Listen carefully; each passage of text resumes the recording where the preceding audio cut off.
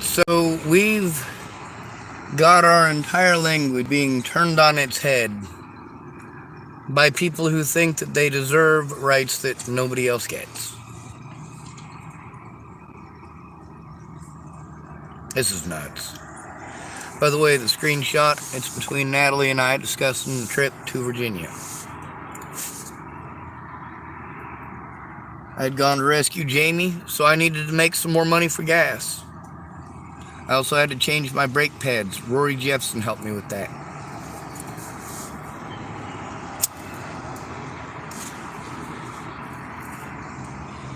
Thank goodness. If it hadn't been for Rory, I wouldn't have had brakes for the trip.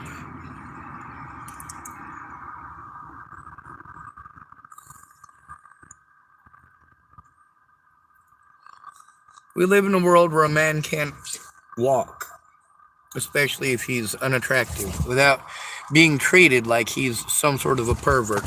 Do you ladies stop to recognize how you treat unattractive men? How literally the only difference between how you treat an unattractive man and an attractive man is, well, you treat us like shit, like we're monsters. You might accept us and put us in the friend zone because you might want or need something later, like manual labor or a loan, that in most cases you don't feel you should be expected to pay back. And then you tell us how about you did it all yourself, and we chose what we ended up with. We chose for you to rip us off. We chose for you to steal from us. We chose for you to lie about us. We chose it. We chose it.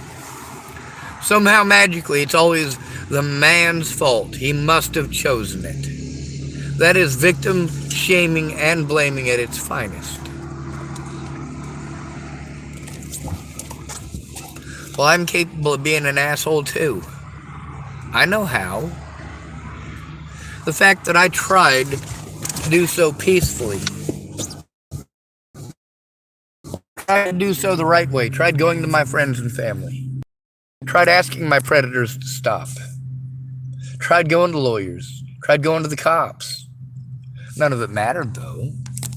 And why didn't it matter? Because I'm a male, because I'm broke, because I'm homeless. I was able to get low income in Chapel, Nebraska before Natalie was killed. But also, I was being pushed to go to Colorado because that's where the resources were. And that's why I went. I didn't even know Natalie was in Colorado until after she was already fucking dead. Do you get that? While Natalie and her friends were making my life a living hell, and people like Tim Beeson were getting a hold of me and threatening to kill my family and threatening to kill my friends, talking about how he's going to make my life a living hell. Well, if he'd have knocked his shit off and these other people had knocked their shit off, things would be a lot fucking different.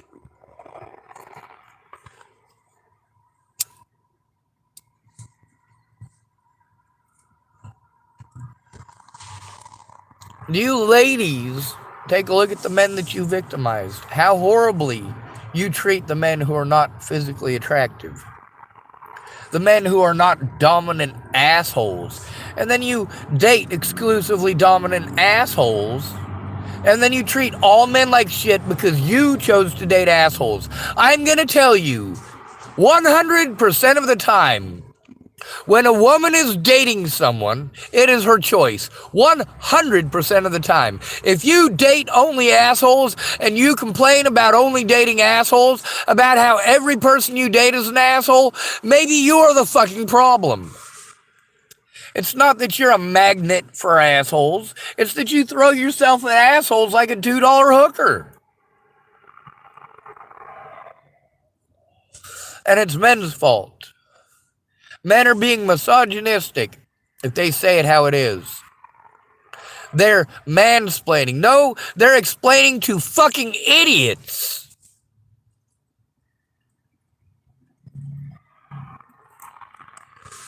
When you want to be a sexist idiot and literally torture men psychologically, physically, sexually, financially, When you want to weaponize your vagina, try to get men to do what you want, keep in mind that your vagina is not that fucking precious, my precious. Men get sick of being walked on and treated like shit. Yes, we are built for service. Our traditional roles you still expect us to play, while you want to throw away all gender roles for women and put them onto men. And that is what you are projecting. Not only is that what you are projecting, it is literally what you are doing. A man cannot go to a parking lot, can't go to the gym, can't go to a movie theater, can't go to the grocery store. If a woman feels uncomfortable because he made eye contact, then he's a horrible monster that must be dealt with. You get to see the sexism at Fred Meyer's, the sexism with the police. You also get to see the classism and the abuse against the disabled. You say, oh, most homeless people are men, so men deserve it. They deserve it because they're homeless. They must be out there because they're lazy. They must have chosen for the government to make it impossible for most of these services to be received by people who are homeless. Then there's the fact that I wasn't homeless before Natalie was killed. I was kind of stuck in limbo. See, because I was renting the place from Ken and Leah, and I was also renting low income in Chapel, Nebraska. I moved out of low income in Chapel, Nebraska after living there for a year because it was supposed to help me out with my credit. Well, it didn't work out so good. I had issues with being able to get a hold of the folks that were there and letting them know that I had moved out. And although I had paid Brenda Dickinson to clean the place after I moved out, I don't know if she did or not. I certainly do know that when I went back to low income in Chapel, Nebraska, after Natalie's death, they wanted extra money from me. Now, there's a lot of people who threw money at problems that were, well, very unimportant.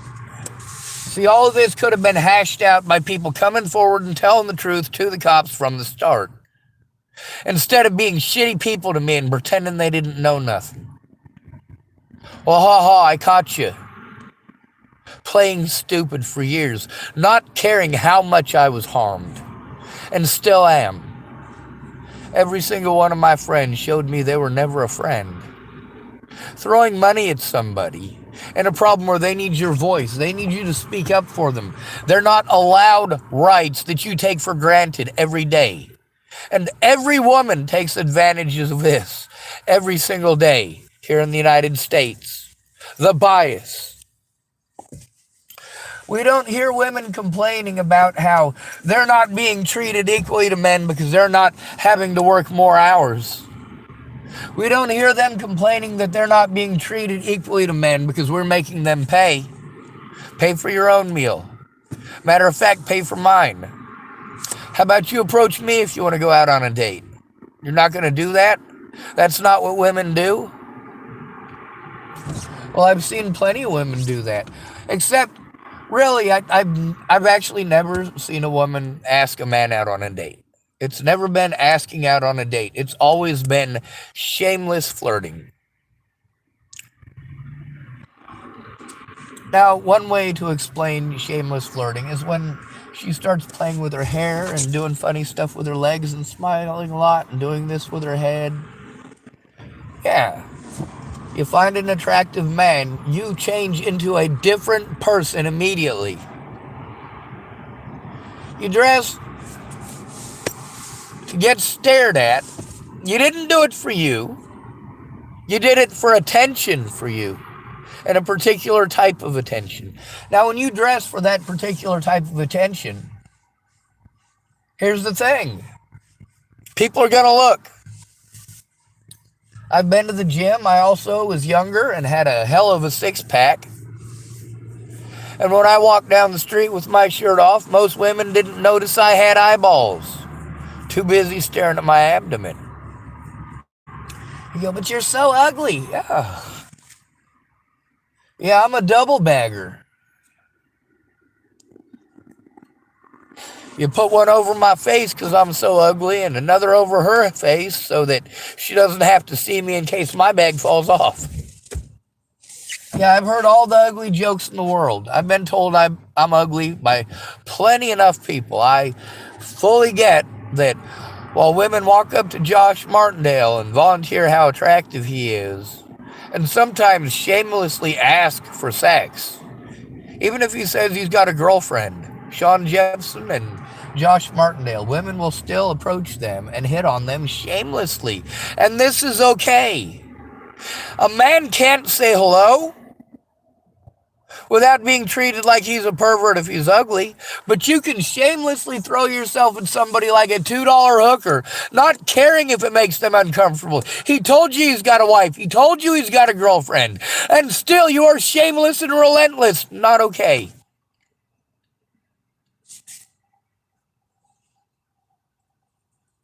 I know a lot of shameless hoes.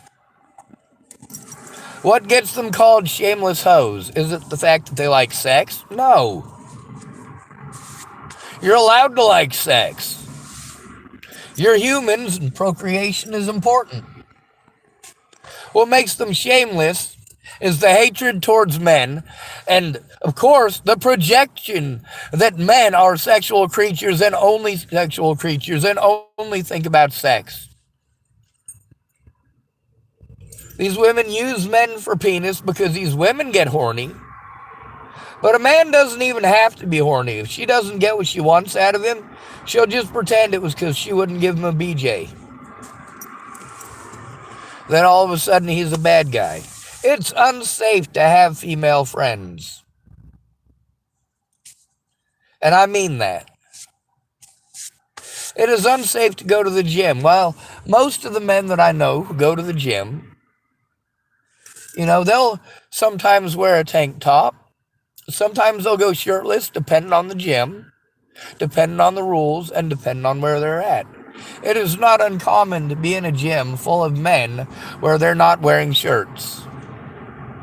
It is not uncommon for a co-ed gym for men to be required to wear shirts. That's fine. It's a co-ed gym. But those guys who are in the gym working out, if it's a men's only gym, they might be wearing less clothes. Wouldn't it be nice if women could go to a women's only gym?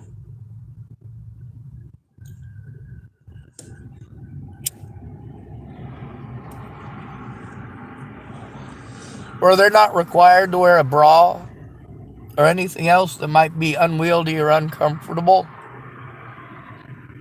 Where they can go in there without getting gawked at by perverts? Well, then again, how many lesbians that I know will gawk at women like perverts? I've had lesbian friends of mine that wanted to have conversations with me about how much they wanted to do stuff to particular women because they was attracted to them. No, I don't want to have that conversation with a man either. I don't fucking care. You go ahead and keep your snot spreading bullshit to yourself. Mucus is nasty. Whether it's a man's mucus or a woman's mucus makes no difference. It's still gross. And I'll have no part of it.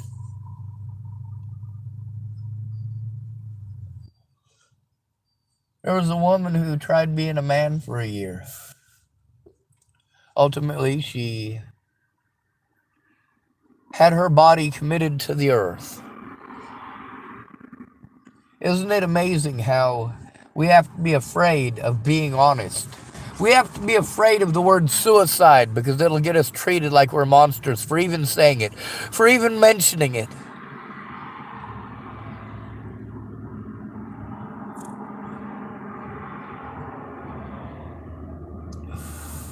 So they have to skirt around it. You don't like that term? That's on you. Skirts are not exclusively feminine or female. The skirting on your vehicle or on your trailer house, those are skirts as well, are they not? Or how about the skirt around your Christmas tree? What purpose does it serve?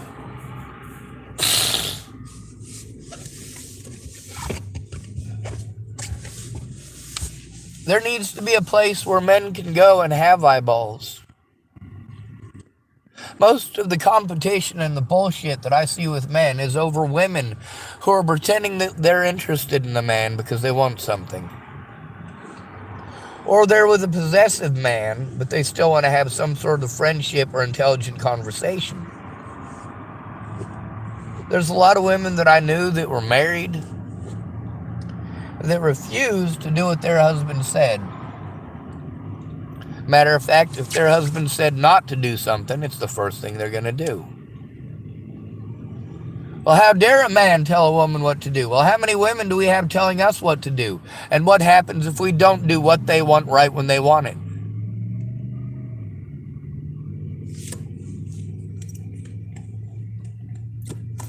It's not a matter of women being evil.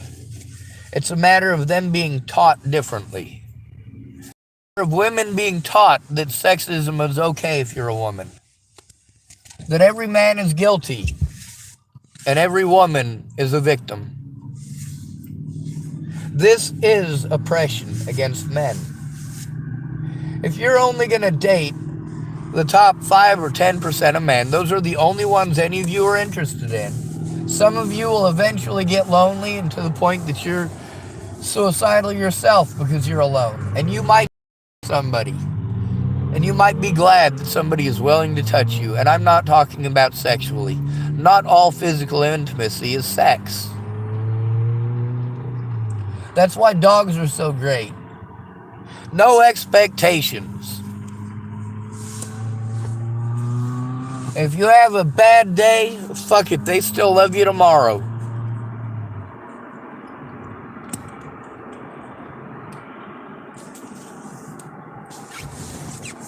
We live in a pretty disgusting world. I gave my life to people who needed it. What I got in return wasn't help. It was expectations. And it was expensive. And people don't stop. When they're telling me how they're broke and they don't have time and they don't have the resources.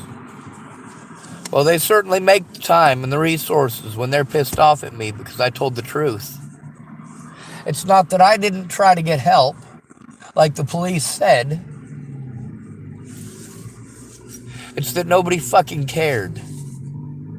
None of the things that these people did, none of them tried to come forward in court with it, and none of my public pretenders tried to reach out to any of these people.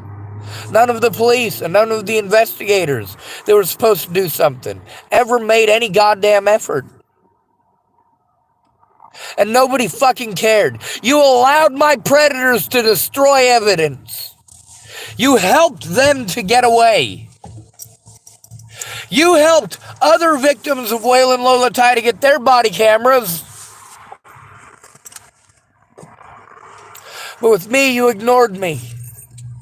You let people hurt me. No, we are not friends. We have never been. All of you showed that loud and clear. I don't owe you shit. I don't owe it to you to keep your secrets.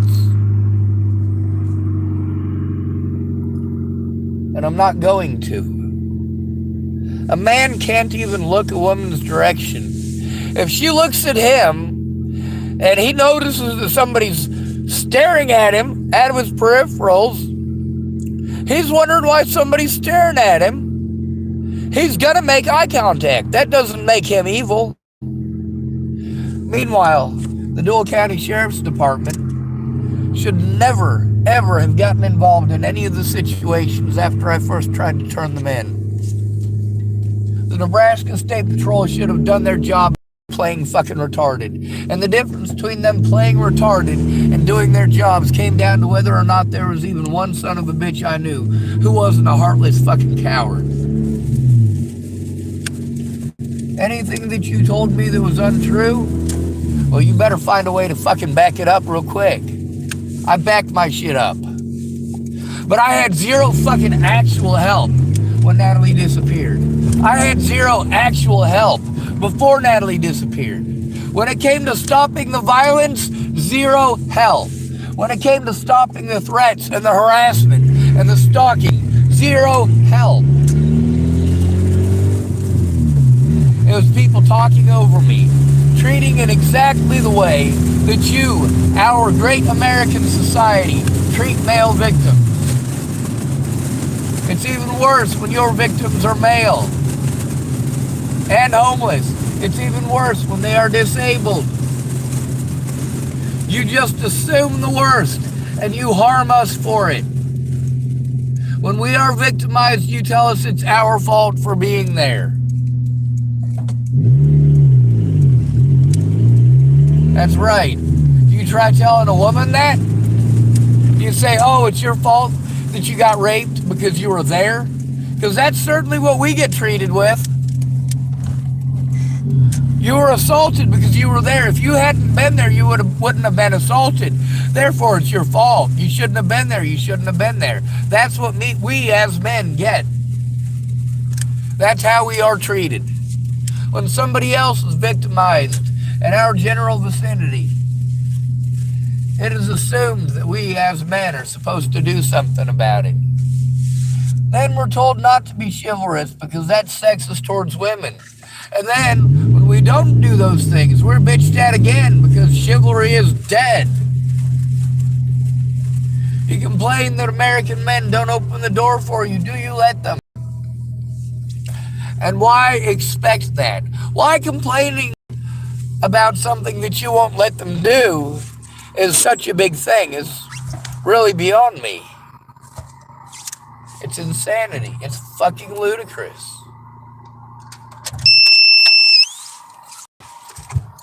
A man cannot tell a woman in a parking lot from 30 feet away, excuse me, miss, you dropped your wallet. Or excuse me, miss, you dropped a pacifier.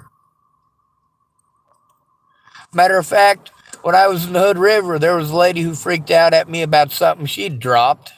I went, fuck it. Whatever it was, I don't remember now, and I don't fucking care. The lady was so incredibly fucking mean to me. Fuck it, she can keep her shit. I might even have a recording of that. So if she was at a Walmart in Hood River, which I don't know, I've seen the Chloe Roma thing and part of a couple of these men's rights sites. But you know what? They all get shut down. Man-hater groups get on and try to shut down the voice of every male victim. They do this as groups, and they get men involved in doing it too. I don't think men should go to work anymore. We don't get anything out of it.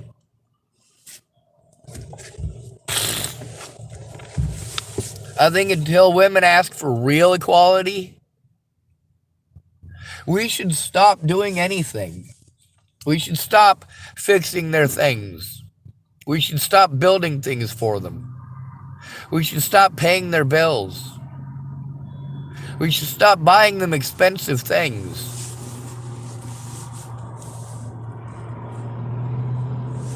We should place far less value on a lot of the things that we're told are important. We're expected to protect women even if they're wrong. Even if they're only pretending that a man might hurt them, we're expected to. That's not okay. But we go along with it anyway. Why don't we try to do something different? Because our society won't let us. Men are stuck with their social bonds. We're stuck being victimized for the crimes of others. How many women in history have done horrible things? A great many. How many men in history have done horrible things to appease women in their lives? Marie Antoinette lost her head over it. Let them eat cake. Don't lose your head. We do not hold women accountable for their crimes in this country very often. Matter of fact, because of bias, a police officer is more likely to abuse a male and assume his guilt and harm him and refuse to collect evidence. That's why body cameras are important. The body cameras in my situation showed that I was victimized more than any of these other people that you televise and pretend are good people when they're selling very, very racist narratives, very sexist narratives. Who was it that was on drugs, me or Natalie Bollinger? Natalie.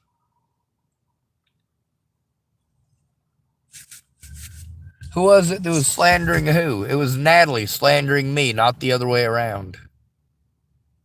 She didn't want anyone to believe me, but here's the thing. I took an email that she had sent me in 2016, and I copied and pasted it, and I posted it with a video about the situation and why I was being harmed before Natalie was fucking killed. June 27th of 2017, with a lot of threats against my life and a lot of abuse, and my caseworker, Tamara, quitting her job. I had to try going to Veronica Bruce, somebody who I knew. The lady who sent me to Veronica Bruce of Region 2 was Brenda Dickinson of Chapel, Nebraska. She worked with Sandhills Crisis Intervention Program, and she also used to do a youth group when I was younger. Now, when she sent me to Missy, who was also in those youth groups, Missy worked for Region 2, but I knew her personally, and I had her personal number, so I called her up.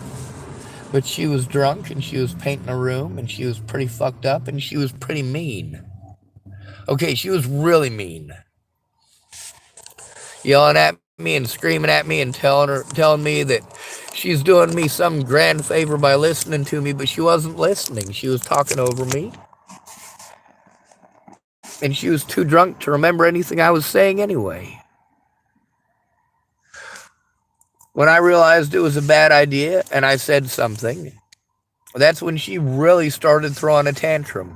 Like I was trying to claim that she was some evil satanic beast.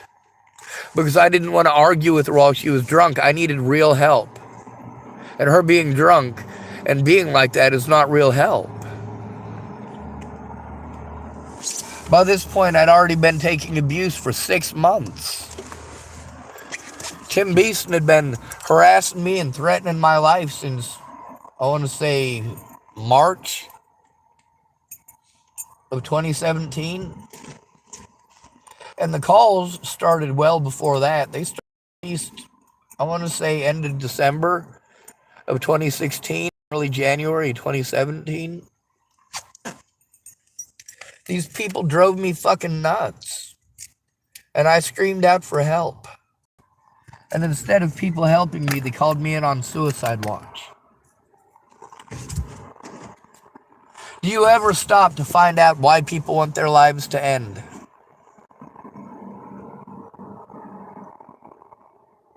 Why do we have to change words like suicide to de-live themselves or unalive themselves? I get a lot of people who want to harass me, but they don't want to get in trouble. So they type, "You unalive anyone lately?" What pleasant fellers. Oh, yeah.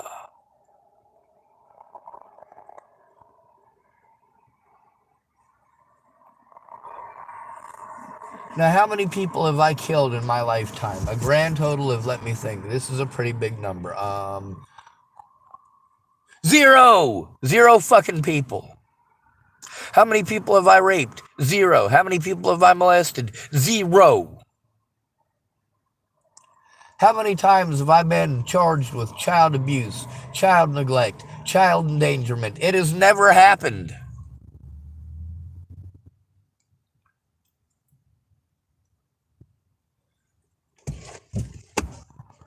My friends and family were fine with me being harmed out on the streets over things I didn't do, over not trying to understand or comprehend, and now their faces and names are on YouTube. They don't fucking like it. Not only that, it's not over the good things they did. Well, some of them it is. Some of them actually did stuff. They just never spoke up about it. They never came forward about it. And they say, oh, that's because nobody ever contacted me. I contacted you, dummy. A lot of people claim that they tried to turn it in by themselves and were blown off. They've got no record of it and no evidence. Now you get to see, I do post it. There needs to be a safe place for male victims, and there isn't one. You throw us out on the streets. You say, oh, they should be locked up permanently because they're on the streets. But you don't lock us up permanently. You victimize us until we want our lives to end. Then you put us on a 72-hour hold, throw some drugs into us, and then throw us back out on the streets again. How many times has that happened since Natalie's death? Just with me alone.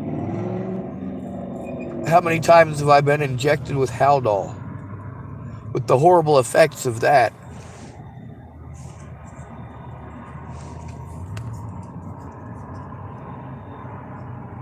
You goddamn right I speak up. Somebody has to.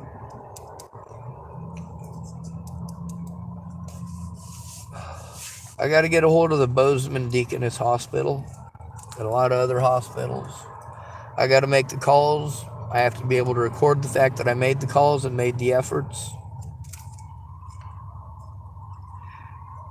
Meanwhile, I'm homeless, so I'm not treated well at the hospitals. I'm not treated the way you guys with good insurance are treated.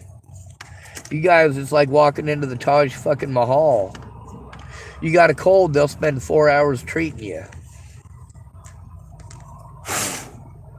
If I go in with a life-threatening illness or injury, they're going to try to get me out of there in 25 minutes or less because there's paying customers. There's Americans who really matter. Or foreign people with lots of money who really matter. But you also get to see throughout history, the poorest of our society are always the ones that work the hardest. Those who rip people off for a living are the ones who get the most.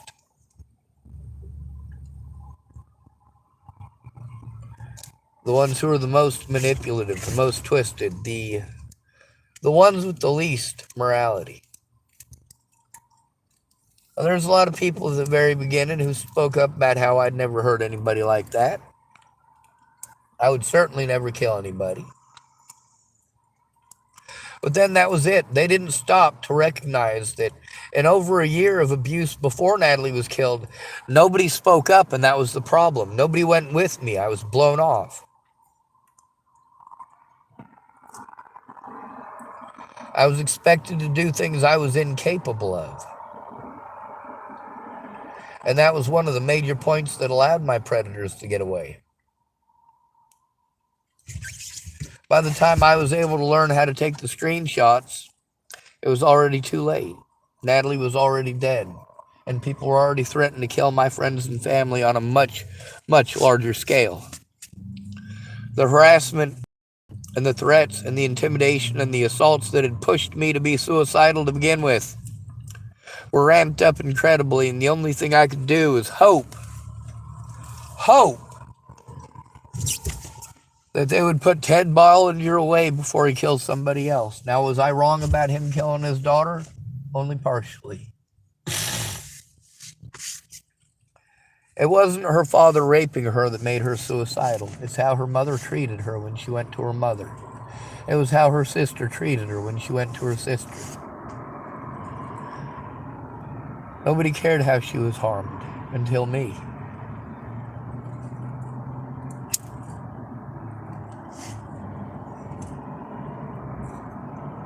The last time I ever saw Natalie Marie Bollinger was on my birthday, October 18th, 1980. Sorry, not 1980. 2016. On October 18th, 2016, Natalie and I and Alicia went to Elliot's Coffee Grounds at the request of Natalie and Alicia. Mostly Alicia. Natalie and I didn't want to go anywhere. But Natalie always did what her sister wanted to make her sister happy. I was fine with whatever. I was just glad to have somebody to talk to.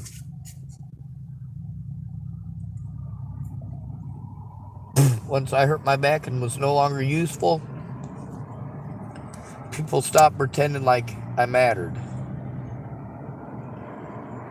I knew that when I helped Jamie move all of her stuff up there, that I wasn't going to be able to do the majority of the work because of my fucked up back. James Payton did most of the heavy lifting, him and Todd.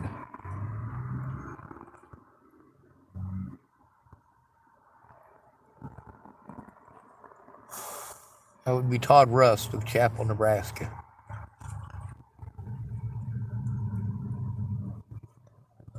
A lot of people told me things that they should have told the public. Don't tell me. My predators are slandering my name to the public, which is resulting in me being harmed.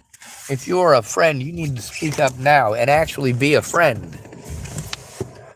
Not scam me and bullshit me and talk over me like I'm a retard. Not go out of your way to show me that you have no respect for me as a human being.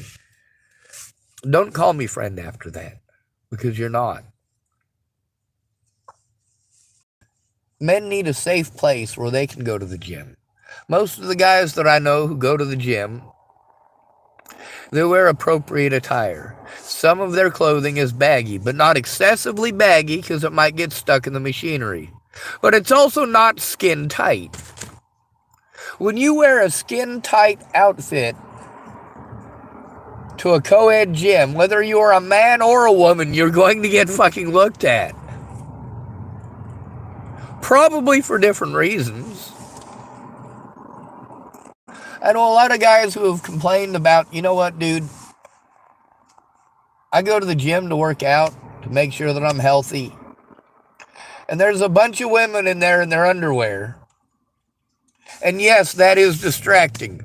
But that's not the same as saying I'm going to rape them. By a long shot. I choose to do the right thing because it's the right thing to do. I'm not pretending that you dressing like a $2 hooker makes it okay to rape you. I'm not pretending that throwing yourself at a good-looking guy like a $2 hooker makes you a horrible person. What I'm telling you is that your shitty dating decisions are not men's fault. The men that you say yes to going out on a date with, that's not men's fault. And you know what? As far as women asking men out, I don't see that. What I see is women shamelessly throwing themselves at a guy like a $2 hooker and then complaining that an ugly man looked their direction. How dare he even look? He hasn't hit on you. He hasn't flirted with you. He surely isn't trying to throw his vagina at you. You go out in public and you sell an image of sex. It's dressing sexy. You're trying to confront and bring forth images of sex, ideas of sex. This is specifically a procreation and mating ritual that is engaged in by the human species, both male and female, including ornamentation and dancing.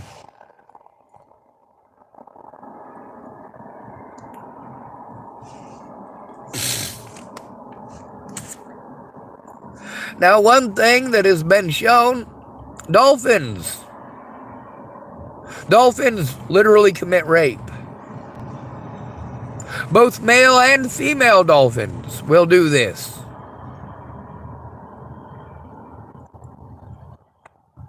Does that mean that we should kill all dolphins? Why is it that there is so much hatred towards men and these groups are actually listened to? That's like listening to the KKK or BLM. That's stupid. When it was supposed to be about all our rights, including mine, I was all for it. When it turned out it was only for colored people, I went, well, that's fucking racist. You're ignoring the most abused and marginalized people in our society.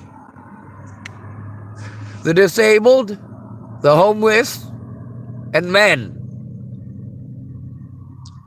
You gotta have a victim class, right? You have to have people that you can blame for all your problems when you don't get what you want right when you want it. I wanted Katie Cahill to come forward and tell the truth. And I wanted it immediately because that's what the instructions say, but I was patient for almost a year with her. And then when I posted up videos about her, she wanted it down now. Jamie could have come forward and told the truth about the situation instead of trying to play juvenile head games to get out of it. And you got to hear her also on video on this channel saying, take it down now. There's also Veronica Bruce of Region 2. She could have spoken up about the situation going all the way back to 2016 when I got a hold of her. But she was ashamed because she was drunk and she acted shamelessly and horrendously because of it. When I realized that she had wasted my time a whole bunch, and when she finally did decide to make the time for me, she took it so seriously that she got fucking drunk first.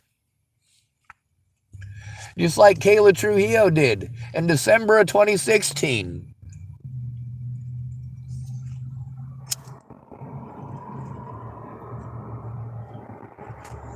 So how did this work? Well, let's see. I went to Veronica Bruce as a last-ditch effort when the cops wouldn't listen, the Bollingers wouldn't listen, my friends wouldn't listen. Nobody fucking cared. I was being treated like I was a retard.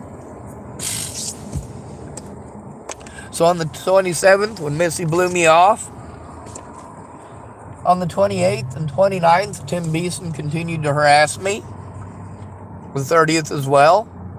On the 30th, I got a hold of Natalie Bollinger through email to beg her to call off the fucking dogs, try to get help turning in these predators who wouldn't leave me the fuck alone, and get a stop to this fucking bullshit. I bitched at her because people were treating me like I was a rapist or a child molester, and that never fucking happened. But then she wanted to pretend like I was making it up, and Tim Beeson even admitted he never told Natalie that he was harassing me. Did Maddie Boa tell Natalie Bollinger that she was spreading rumors like that? Did Tim Beeson tell Natalie Bollinger he was spreading rumors like that? Did they tell Natalie Bollinger they got their fucking druggy-ass customers involved? Did Tim Beeson tell Natalie Bollinger that he was trying to threaten me with a biker gang?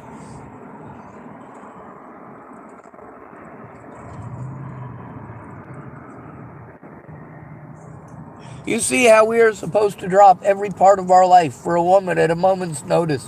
Or we are chastised and berated because we're not real men, because we don't give you what you want right when you fucking want. You were a big fucking letdown who wasted my time and fucking gaslighted me. No, I do not have the requirement by law to keep my fucking mouth shut about you scammers. God bless America.